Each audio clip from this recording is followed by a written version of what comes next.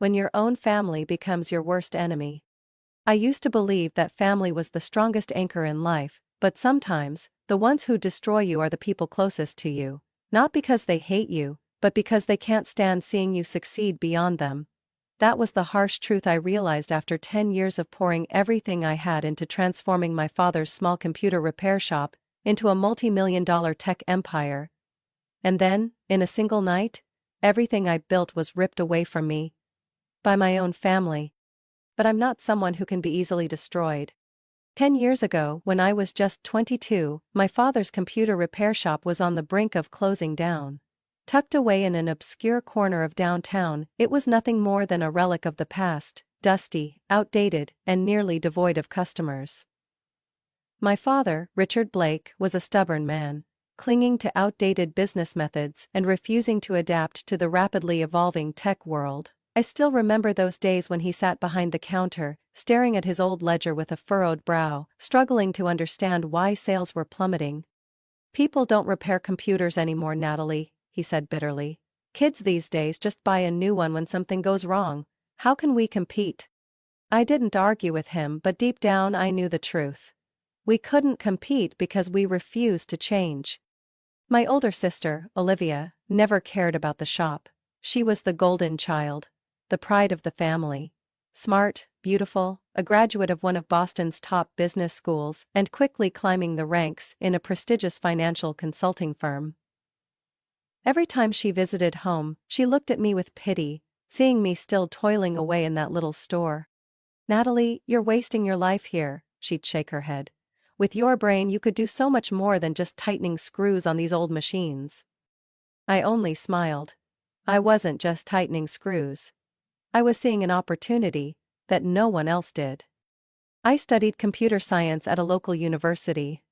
Not as flashy as Olivia's Ivy League degree, but I had something she didn't: practicality. I didn't just learn programming. I learned how to spot gaps in the market, to identify needs that weren't being met. And I found one. One late night, sitting in the shop surrounded by broken computers and overdue bills, it hit me. The problem wasn't just in repairs, it was in management. Dozens of customers came in every day with malfunctioning laptops, but most never returned, because there was no easy way for them to track the status of their repairs. I built a simple software solution to fix that.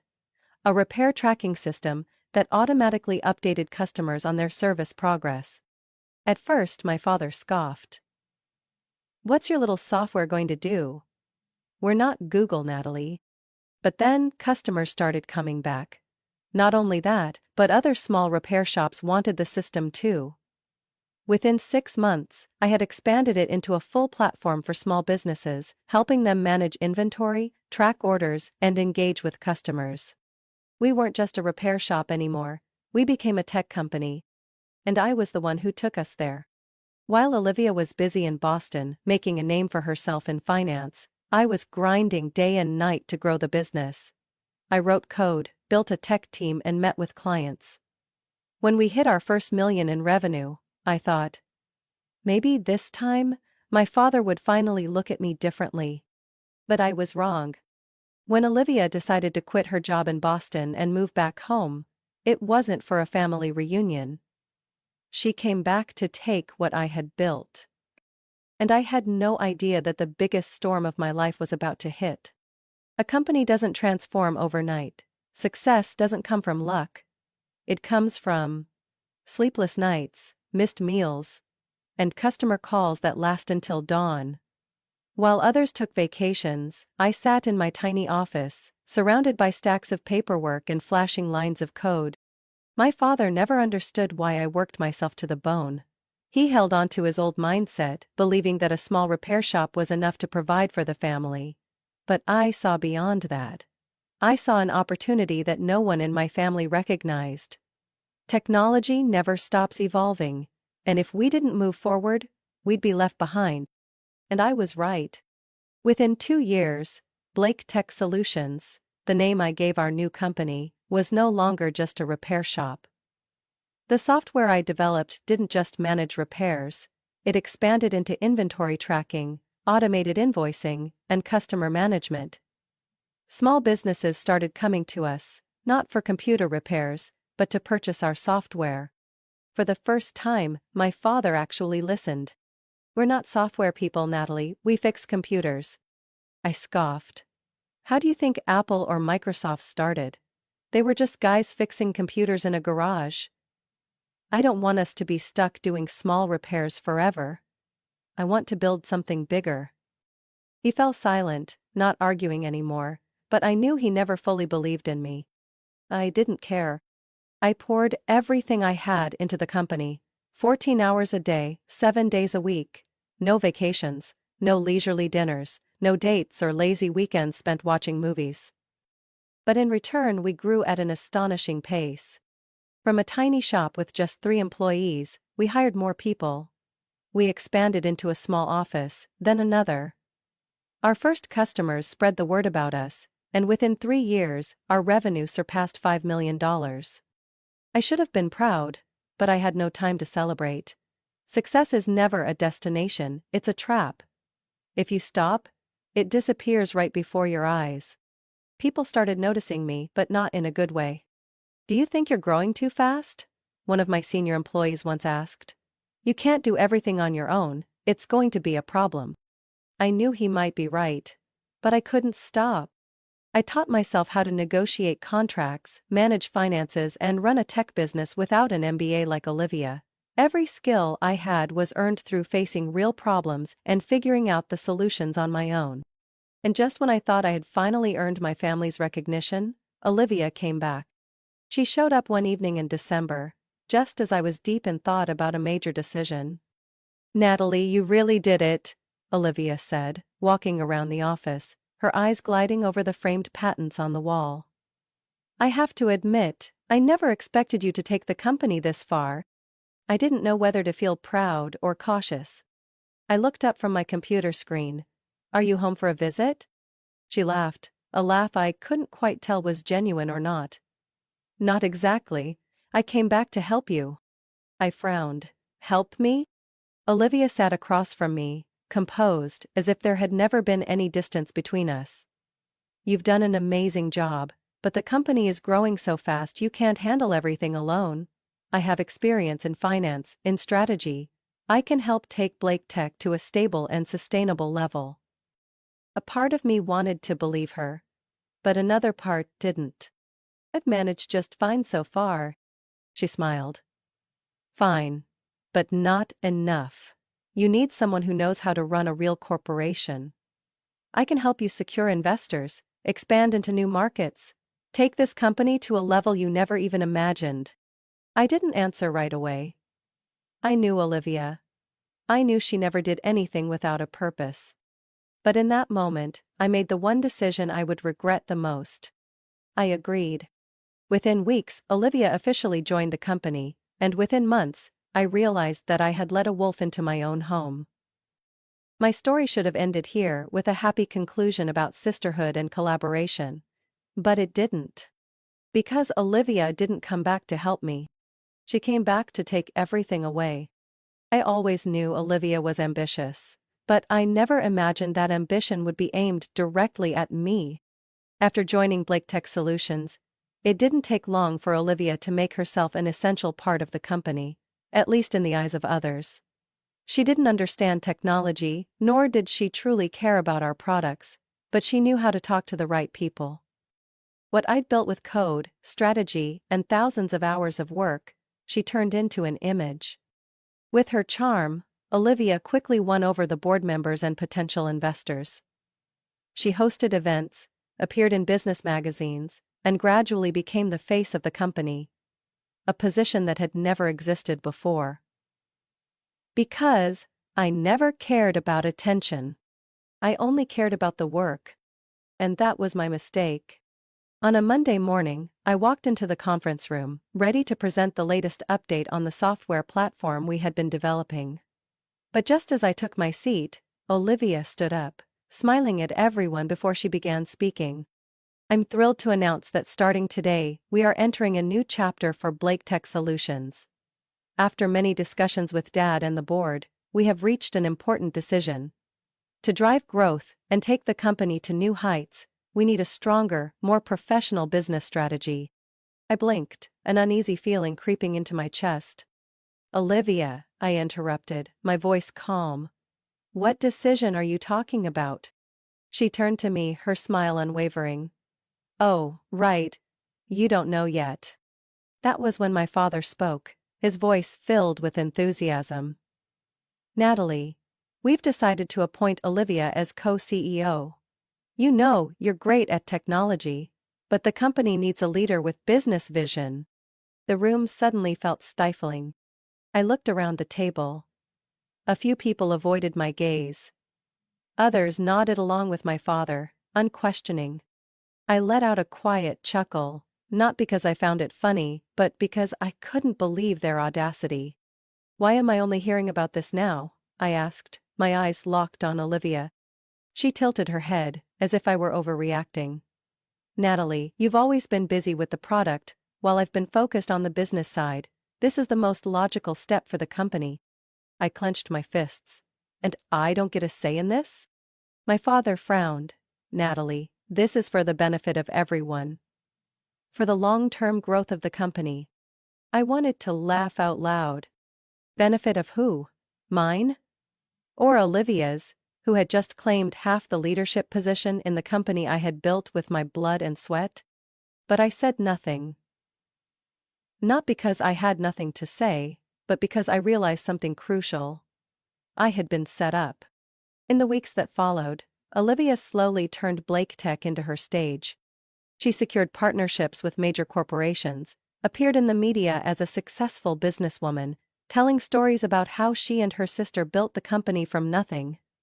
With every speech she gave, the achievements I had spent my youth working for were twisted into our shared effort. She took the spotlight, while I continued to do the actual work. But things were even worse than I had imagined. Gradually, she cut me out of important meetings. Major decisions were made without my input. When I protested, my father told me not to be stubborn. When I asked about new projects, employees only responded with silence. I was being pushed aside in my own company. Olivia didn't just want to share my position, she wanted to replace me. One late night, I sat in my office, staring at my computer screen, a heavy weight in my chest. A new email popped up from the finance department. Proposed changes to the shareholder agreement. I opened it, reading each line as a cold chill ran down my spine. Olivia was trying to take over my majority shares. If her plan succeeded, she would have overwhelming control over the company. I slowly placed my hands on the keyboard, but didn't type a single word. I realized I was at a crossroads. I could fight back openly, try to reclaim every piece of power I had lost. But I knew Olivia. She had been planning this for a long time. If I reacted now, I would lose everything. I needed a plan. I leaned back in my chair, taking a deep breath. Olivia thought she had won. But she had made a critical mistake. She forgot that I am not the type to accept defeat. I had doubted Olivia from the start, but I never expected her to be this ruthless. When the invitation to my father's 60th birthday party appeared on my desk, sent personally by Olivia, I knew something was off. Olivia had never cared about family events, yet this time she had booked a 5-star hotel, invited top business figures, partners, and media outlets. Natalie, this isn't just your father's birthday, an employee let slip as I walked past the conference room. This is an event to elevate BlakeTech. An event? To promote the company? A cold thought crept into my mind. No, not the company. Olivia. I should have walked away then and there, but I wanted to believe that no matter how ambitious she was, Olivia wouldn't dare betray me right in front of our father. I was wrong. That evening I stepped into the grand ballroom, where Olivia had orchestrated every detail to perfection. LED screens displayed images of her shaking hands with top CEOs. Banners hung high, emblazoned with the words, BlakeTech, the future of technology. With Olivia's face front and center. Not a single trace of me. I wasn't stupid, I knew this game. She was setting the stage to erase me. But I walked in anyway. My father stood beside Olivia, looking proud. When I approached, he glanced at me for a single second before turning away, as if I were nothing more than a distant guest. "Natalie!" Olivia beamed, embracing me under the watchful eyes of dozens of onlookers. "You made it! I was afraid you'd be too busy to come." Her voice was sweet as honey, but I could smell the blood in the air. I didn't respond. I just looked deep into her sharp blue eyes. She was hiding something. Then the party began. The company's partners, investors, and some of the biggest names in tech were in attendance. Everything felt more like a corporate launch event than a birthday celebration. And then, the moment of reckoning arrived. At exactly 9 p.m., Olivia stepped onto the stage. She raised her glass, flashing a dazzling smile. "Tonight is not just about celebrating my father's 60th birthday, but also a major milestone for Blake Tech Solutions." I gripped my wineglass tightly. I could predict what was coming. But it didn't stop my chest from tightening. After much deliberation, the board and our family have reached an important decision. Olivia scanned the crowd. "I am thrilled to announce that, starting tomorrow, I will be assuming the role of Blake Tech's sole CEO." The air in the room froze. All eyes turned to me. A few whispers rippled through the crowd, but the worst was yet to come. Olivia continued, her voice laced with insincere sympathy. "Don't misunderstand. My sister Natalie has made valuable contributions over the years, but we all know her strengths lie in technology, not leadership."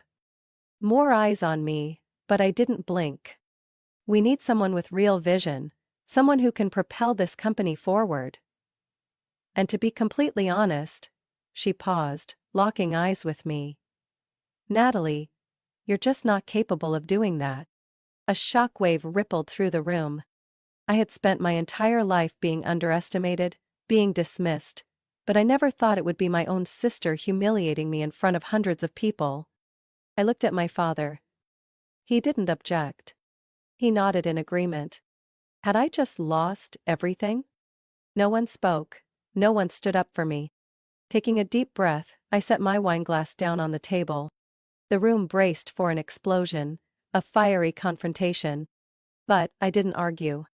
I stood up, walked to the head table where my father sat. Slowly I pulled a small gift box from my pocket and placed it in front of him. "Happy birthday, Dad." My voice was calm, cold, even. Then I turned and walked out of the room without looking back. Behind me, the murmurs grew louder. Some people were shocked, others whispered among themselves. But I didn't care anymore. They thought I had accepted it, they thought I had been pushed out and would disappear forever. They were wrong. As I stepped out of the hotel, a small smile crossed my lips. Olivia thought she had won the company. But she had forgotten something important. I wasn't about to let my years of hard work be handed over to someone else. And I had a plan. Tomorrow, I would begin my own game. I spent the entire night in my office, not closing my eyes for even a minute. On the screen in front of me, a flood of email responses kept coming in. With every new message, my decision became even clearer. Olivia thought she had taken me down. But she didn't know, she had just lit the match to the biggest disaster of her life. At 3 a.m., I sent the most important email of my career. As I pressed send, a strange calm washed over me.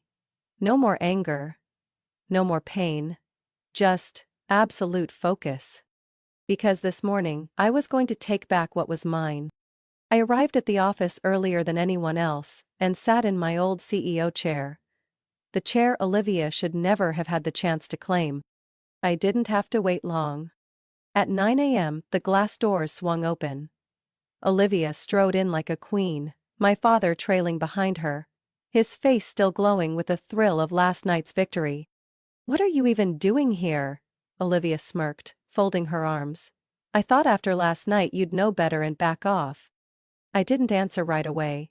I simply looked at the two of them, then calmly placed my tablet on the table. "Sit down," I said, my voice eerily quiet. My father frowned. "Natalie, stop making trouble. We've already decided." I cut him off. We haven't decided anything, but today, we will. I turned on the large screen in the conference room, displaying a contract. Before we go any further, maybe you should recall an important agreement you signed 3 years ago. I clicked to the next slide. A set of legal documents appeared. The share transfer agreement. 3 years ago, when the company needed capital to expand, you sold me 26% of BlakeTech. At the time, you rushed to sign without fully reading the terms. Do you remember that? My father's face shifted from confusion to complete shock. I continued. When you add that to the 25% stake I already owned, that gives me a 51% majority share. I turned to Olivia, watching as the smile froze on her face. You are not the sole CEO, I said slowly. Starting today, I have the final say in everything at BlakeTech. The room fell into absolute silence. My father was speechless, and Olivia sat frozen, gripping the arm of her chair so tightly her knuckles turned white. But I wasn't done yet. I pressed another button on my tablet, pulling up the second crucial email. And we have one more problem to discuss. On the screen, the contents of the email appeared. Sender: Natalie Blake. Recipient: all major BlakeTech clients. Last night, I sent an email informing them of the leadership change at the company, and guess what? I flipped through the responses. 90% of our biggest clients have sent in contract termination notices. I turned to Olivia, my gaze ice cold. Did you think clients stayed because of BlakeTech? No, they stayed because of me. Because of what I built. Olivia's mouth fell open, her hands trembling as she checked her phone for emails. Her face turned ghostly pale as she saw the confirmation letters from the clients. But I wasn't done yet. I pulled up another file. The software licensing contract. And this, I said, my voice slow but razor-sharp, is the final piece. BlakeTech does not own the core software of the company. It belongs to Innovate Solutions LLC, a separate company I founded 4 years ago. I turned to my father. Do you remember the document you signed last week? Sweat trickled down his temple. The license renewal agreement? I let out a cold chuckle. Yes. But I never sent it in. I glanced at the clock, and the software license officially expired 5 minutes ago. For a moment, Olivia collapsed into her chair as if she had been punched in the gut. No, this can't be. I stood up, slowly gathering my belongings. It's done, I said lightly. I have taken back what's mine. And now, you have 2 choices. I looked straight at Olivia. Oh. I walk away, taking all the clients, the software and the tech team with me. BlakeTech will be nothing but an empty shell, and you'll have to explain to the investors why the company collapsed overnight. I paused, letting my words sink in. 2. You and Dad resign, becoming non-executive shareholders. I take full control. And you walk away with a payout and disappear. I tilted my head slightly. Choose. The room was drowning in silence. My father sank into his chair, his face aging 10 years in just a few minutes. Olivia stared at me, pure hatred in her eyes. But she knew. She had no other choice. The room remained still. No one dared to breathe too loudly. Olivia's face was pale, her eyes filled with both horror and fury. She might have been a master manipulator, but this time, all the cards in her hand had been torn to shreds. My father lowered his head, his hands trembling on the table. He had nothing left to say. I crossed my arms, tilting my head at them. Well? What will it be? No one answered. I had backed them into a corner. My father was the first to break the silence. He lifted his head, his aged eyes filled with defeat. Can we renegotiate? His voice was weak, almost pleading for mercy. I laughed, but there was no warmth in it. Negotiate? After you stood by and watched me be humiliated in front of hundreds of people last night? I slowly shook my head. No, Dad. This isn't a negotiation. This is an ultimatum. He slumped further into his chair, His eyes clouded with disbelief, as if he were asking himself when everything had spiraled out of his control. I turned to Olivia. And you? Still refusing to accept reality? Her fists clenched so tightly that her nails dug into her palms. But she didn't say a word. I took slow, deliberate steps toward her, keeping my voice low and sharp like a blade. If you still think you can turn this around, let me help you understand something. I tapped a button on my tablet, bringing up a projected revenue chart on the screen. This is what happens if I walk away right now. I pointed at the steep drop. An 80% revenue decline within the next 3 months. Without my software, without my loyal clients, this company will collapse faster than your reputation. Olivia clenched her teeth, her eyes burning with fury. But she had no argument left. I leaned forward, placing both hands on the table, locking eyes with her. Or, you can take the second option, I said, each word sinking into the air. You walk away. Right now. You never interfere with this company again. I paused, holding her gaze, then slowly emphasized every word. Or, you lose everything. Olivia shuddered, her hands trembling as she gripped the glass of water in front of her. Then she looked at me, hatred filling her eyes. But this time, that look held no power over me. Fine, she spat, each word dripping with venom. I'll go. Saying it out loud must have felt like a knife slicing through her pride. I smirked, smart choice. My father looked between Olivia and me, as if trying to salvage whatever shred of control he had left. But I still own shares in the company. I nodded. And you can keep them. But only as a passive shareholder. You no longer have any decision-making power here. His expression darkened. Natalie, is this how you treat your own father? I tilted my head. Do you remember how you treated me? He had no response. We're handling this now, I continued. I've already prepared the paperwork. Olivia will receive a payout and leave the company today. You will continue to receive dividends, but from this moment on, you have no control.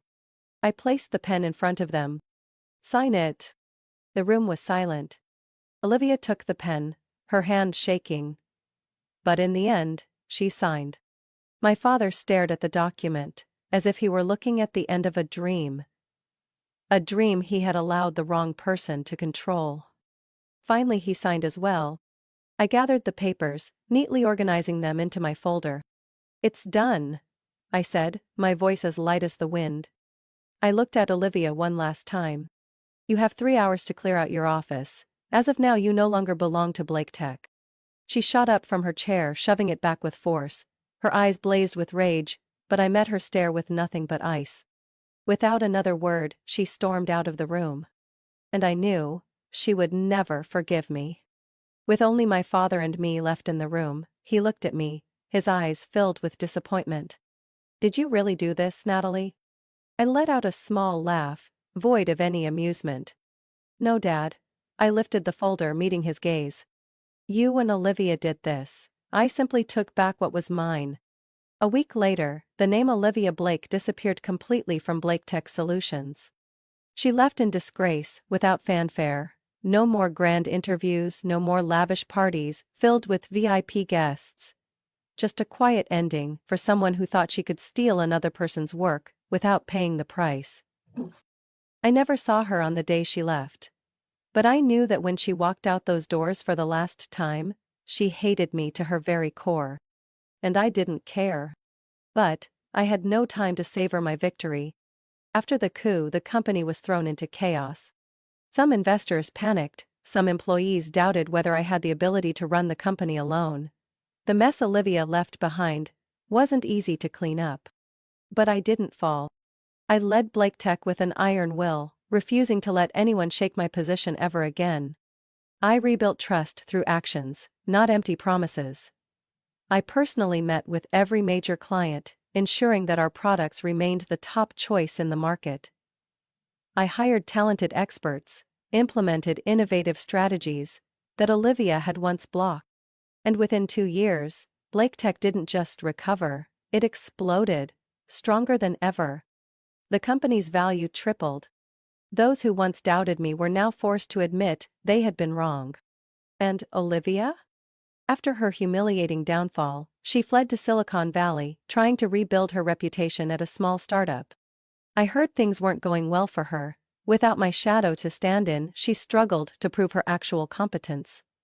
But in an industry where reputation can make or break a person, the name Olivia Blake had become a cautionary tale.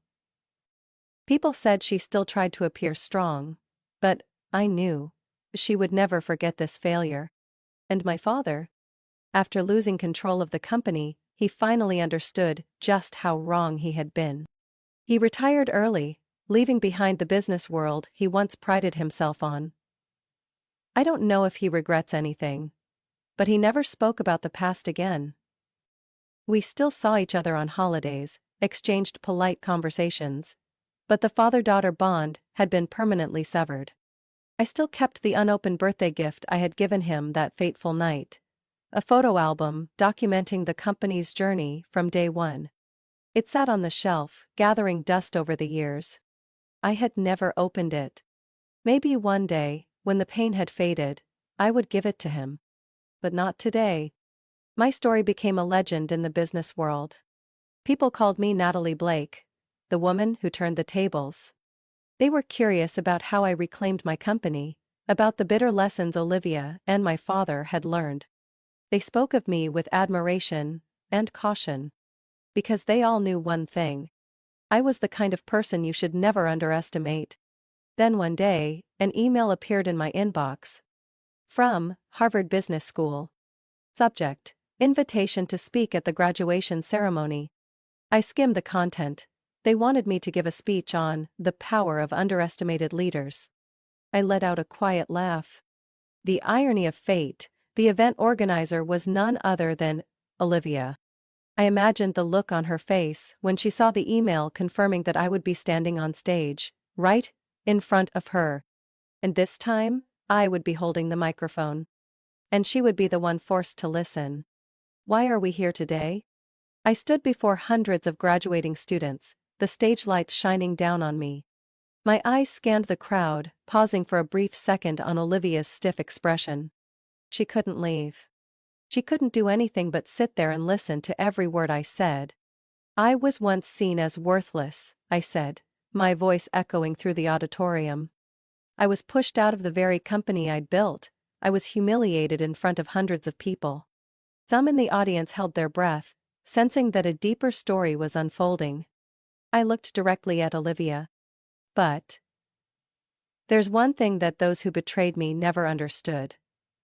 The most underestimated people are often the most dangerous ones. The room erupted into applause, but I didn't look at anyone else. I only looked at Olivia. And at that moment, I saw what I had been waiting for all these years.